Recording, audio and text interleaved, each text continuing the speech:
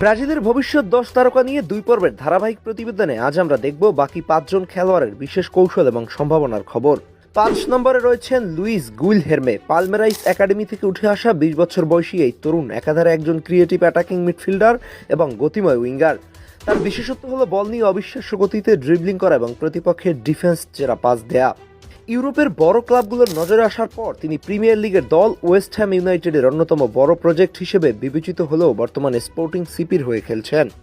মাঠে তার উপস্থিতি এবং গেম রিডিং ক্ষমতা এই বয়সী তাকে একজন পরিণত ফুটবলার হিসেবে প্রতিষ্ঠিত করেছে।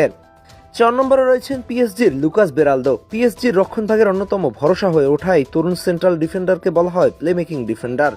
সাধারণত ব্রাজিলিয়ান ডিফেন্ডাররা ফিজিক্যাল অ্যাবিলিটির জন্য পরিচিত হলেও বেরালদো স্পেশালিটি হলো তার পাসিং রেঞ্জ এবং বল নিয়ে ডিফেন্স থেকে অ্যাটাকে ওঠার ক্ষমতা। সাও পাওলো থেকে ইউরোপে আসার পর খুব অল্প সময়ে তিনি লুইস এনরিকের সিস্টেমে নিজেকে মানিয়ে নিয়েছে।